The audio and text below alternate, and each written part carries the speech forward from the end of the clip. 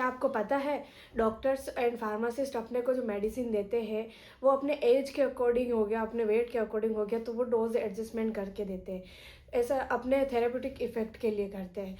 ऐसा देखो, अपने एग्जांपल देख लो, जैसे कोई ड्रग है 500 mg जो कि एडल्ट में चलती है, ठीक है। अगर उसको ही अपन को बच्चों में दे दे तो उसमें कॉम्प्लिकेशंस आ जाएंगे, ठीक है। लेकिन ऐसा नहीं हो सकता, तो उस वजह से जो डॉक्टर्स एंड फार्मासिस्ट होते हैं वो उस डोज को एडजस्टमेंट करके अपने को प्रोवाइड कराते हैं। तो उसके बारे में अपन स्टडी करते हैं ना, तो वो क्या होती है अपने पोसोलॉजी के अंदर आता है ये सारी चीज़ें, कि डोज एडजस्टमेंट हो रहा है, कैलकुलेशन हो रही है, वो सारी चीज़ें किस में आ रही है, पोसोलॉजी में आ रही है, ठीक है। और वो पोसोलॉजी का जो पार्ट है अपने बी फार्मा फर्स्ट सेम के फार्मास्यूटिकल फर्स्ट में यूनिट सेकंड में आता है, ठीक है। और आज पूरे वीडियो लेक्चर में आज हम पोसोलॉजी के बारे में ही बात करने वाले हैं। So let's start our video. तो सबसे पहले हम देखते हैं पोसोलॉजी की डेफिनेशन। पोसोलॉजी क्या है? पोसोलॉजी क्या है, अपन ने जैसे वीडियो के स्टार्टिंग में ही देखा है कि study of dosages of the drug की डोज के बारे में स्टडी करना, ये क्या हो गया अपने पोसोलॉजी हो गया, ठीक है। ये अपने को क्या बताता है कि how much should be given to a patient को अपन को कितना उस क्वांटिटी में या अमाउंट में अपने को वो ड्रग देनी है, ठीक है। And why does dosages vary among individual party, मतलब पेशेंट को अपन अलग अलग अमाउंट में अपन मेडिसिन क्यों देते हैं, ये सारी की सारी चीज़ें अपन को ये कौन बताता है? पोसोलॉजी बताती है, ठीक है। पोसोलॉजी की अपन डेफिनेशन देखेंगे तो posology is the branch of medical sciences that deals with the study of drug dosages के बारे में जो स्टडी होती है उसको क्या बोलते हैं अपन? पोसोलॉजी बोलते हैं। पोसोलॉजी एक ग्रीक वर्ड है जिसमें पोसोस का मतलब होता है हाउ मच और लोगस का मतलब क्या हो गया? स्टडी, ठीक है।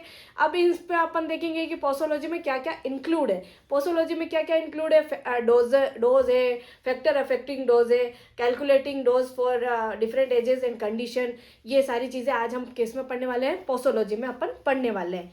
फिर अपन नेक्स्ट देखते हैं डोज का क्या मतलब होता है। The dose is the quantity of a drug, क्या है? Quantity of a drug required to produce a desirable therapeutic effect. Dose की वो अमाउंट जिससे अपने को थेराप्यूटिक इफेक्ट शो होवे उसको अपन क्या बोलेंगे? डोज बोलेंगे, ठीक है। अब अपन देखते हैं टाइप ऑफ डोज में फर्स्ट क्या आता है? मिनिमम डोज क्या है कि वो डोज जो कम अमाउंट में भी वो थेराप्यूटिक इफेक्ट शो करने लग जाती है, उसको क्या बोलते हैं अपन? मिनिमम डोज, ठीक है। मिनिमम डोज क्या है? मॉर्फिन की, जो कि अपने को पेन रिलीफ करता है एट लो अमाउंट होगी तो भी वो पेन रिलीफ अपने को कर देगा, ठीक है। मैक्सिमम डोज क्या हो गई? द हाईएस्ट सेफ डोज, वो सेफ डोज जो हाईएस्ट अमाउंट में दे रहे हैं और without producing any toxic effect, बिना किसी टॉक्सिक इफेक्ट के वो अपने को थेराप्यूटिक इफेक्ट शो कर रहा है हायर अमाउंट में, उसको अपन क्या बोलेंगे? मैक्सिमम डोज बोलेंगे। फिर अपना थर्ड आता है थेराप्यूटिक डोज क्या है कि वो डोज या वो अमाउंट जो अपने को थेराप्यूटिक अपना डिजायरेबल इफेक्ट शो करे उस पेशेंट में, तो उसको क्या बोलेंगे? अपने को थेराप्यूटिक डोज बोलेंगे, ठीक है। फिर अपन नेक्स्ट देखते हैं टॉक्सिक डोज, ठीक है। अपना चौथा है टॉक्सिक डोज, वो डोज जो अपने के लिए हार्मफुल होती है, टॉक्सिक इफेक्ट शो करती है, उसको क्या बोलेंगे? टॉक्सिक डोज बोलेंगे। फिर अपना आता है लीथल डोज, क्या आता है? लीथल डोज क्या होता है कि the dose that can causes death experimental animal, जैसे एक्सपेरिमेंटल एनिमल में वो क्या करती है? डेथ कोज करती है।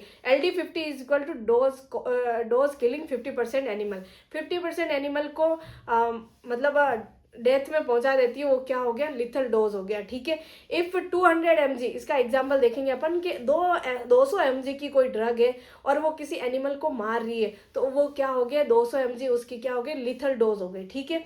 फिर अपन देखते हैं 6 है लोडिंग डोज में क्या हो गया कि लार्ज इनिशियल डोज, मतलब इनिशियली में ही अपन उसको लार्ज डोज दे रहे हैं ताकि वो अपने थेरेप्यूटिक कंसंट्रेशन में अपना थेरेप्यूटिक इफेक्ट शो करने लग जाए। वो मिनिमम अमाउंट में वो कोई थेरेप्यूटिक इफेक्ट शो नहीं करती है, उस वजह से अपने को क्या करना पड़ता है? लार्ज अमाउंट में उसको देना पड़ता है ताकि वो अपने अच्छा इफेक्ट शो करे। तो इसलिए अपने को क्या हो गया? Loading dose. इसको याद कैसे कर लोगे? अपन लोड कर रहे हैं ज़्यादा से ज़्यादा अमाउंट उसको, ठीक है। फिर अपने देखते हैं सेवन्थ है मेंटेनेंस डोज। मेंटेनेंस डोज का मतलब क्या हो गया, स्मॉलर डोज। क्या हो गया, स्मॉलर डोज, उसको क्या होगा, रेगुलरली देंगे, और ताकि उसकी मेंटेन कर लेंगे अपन थेराप्यूटिक इफेक्ट। मतलब कोई भी मेडिसिन हो गई उसको मतलब कम अमाउंट में दे रहे हैं लेकिन रेगुलरली बेसिस पे दे रहे हैं, एक टाइमिंग के थ्रू दे रहे हैं, तो वो क्या हो गया, मेंटेन हो गया, मेंटेनिंग डोज हो गया। Daily dose of digoxin after loading dose. First अपन ने लोडिंग डोज दे दी उसको, इनिशियली लार्ज डोज दे दी, लेकिन फिर उस चीज़ को अपन को मेंटेन करने के लिए उसमें बाद में क्या करेंगे, उसको धीरे धीरे उसको एक स्मॉलर अमाउंट में उसको देते जाएंगे ताकि वो डोज अपने क्या हो जाए, मेंटेन हो जाए। फिर आता है सब थेराप्यूटिक डोज। सब थेराप्यूटिक डोज में क्या होता है कि लोअर देन थेराप्यूटिक डोज, मतलब थेराप्यूटिक डोज से भी लोअर होती है, does not produce full effect, वो फुली इफेक्ट नहीं शो करती है। जैसे कि आपने फॉर एग्जांपल, जैसे फीवर के लिए अपन 500 mg पैरासीटामोल लेते हैं, ठीक है, एडल्ट डोज में, ठीक है। तो अगर वो इंसान या पेशेंट वो 100 mg ही ले रहा है तो वो फीवर रिड्यूस नहीं करेगा, वो अपना इफेक्ट शो नहीं करेगा, तो उसको अपन क्या बोल देंगे, सब थेराप्यूटिक डोज बोल देंगे, ठीक है।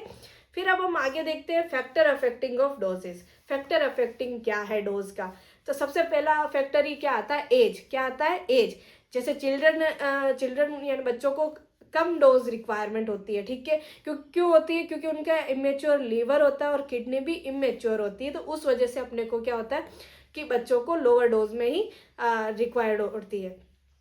फिर आते हैं एल्डरली पेशेंट होते हैं, उनको भी लो डोज की रिक्वायरमेंट होती है। क्यों, क्योंकि उनमें भी मेटाबॉलिज्म रिड्यूस हो जाता है, मेटाबॉलिज्म एक्टिविटी जो होती है उसमें रिड्यूस हो जाती है, उस वजह से भी उनको कम डोज की रिक्वायरमेंट होती है। फिर सेकंड आता है बॉडी वेट। बॉडी वेट के अकॉर्डिंग भी अपन डोज देते हैं। किसी पेशेंट का अलग अलग वेट होता है, मतलब सब पेशेंट के अलग अलग वेट होते हैं, वेट वेरी करता है हर के सबके अकॉर्डिंग, तो उस अकॉर्डिंग भी अपन क्या करते हैं कि डोज को कैलकुलेट करते हैं mg पर kg के अकॉर्डिंग, बॉडी के वेट के अकॉर्डिंग, और फिर अपन उसको डोज रिक्वायर करवाते हैं, ठीक है। फिर सेक्स में आप फीमेल और मेल दोनों हैं। फीमेल को हमेशा लो डोज की नीड होती है due to body fat percent and hormonal effect, ठीक है। फिर फोर्थ आता है route of drug administration. Route of drug administration में भी अलग अलग है। जैसे ओरल रूट होता है उसको हायर डोज की रिक्वायरमेंट होती है क्योंकि उसमें फर्स्ट पास मेटाबॉलिज्म हो जाता है, लेकिन आईवी में ऐसा नहीं होता, आईवी में कम डोज की रिक्वायरमेंट होती है, ठीक है।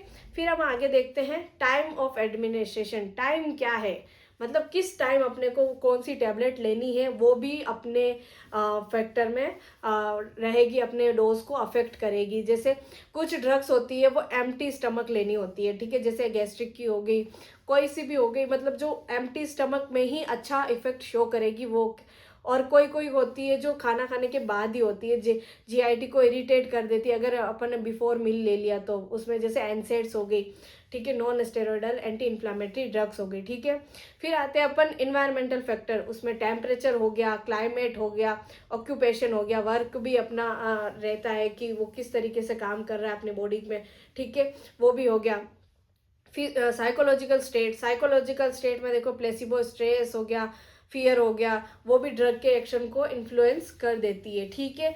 फिर अपन देखते हैं आगे ड्रग टॉलरेंस। ड्रग टॉलरेंस में क्या आता है, higher dosages needed over time for same effect. मतलब कि जैसे कोई एक मेडिसिन अपन रेगुलरली बेसिस पे ले रहे हैं, ठीक है, जैसे एग्जांपल के थ्रू अगर एक कोई आदमी है वो पेन किलर रोज, एक गोली पेन किलर की रोज ले रहा है, ठीक है, फिर कुछ दिनों बाद उसमें क्या होगा कि वो जो पेन किलर है वो उसका इफेक्ट शो करना बंद कर देगी, और फिर अब उसको क्या है कि 2 टैबलेट की नीड होगी ताकि वो पेन रिलीफ हो सके, बाकी एक टैबलेट से उसका कोई असर नहीं होने वाला है, ठीक है।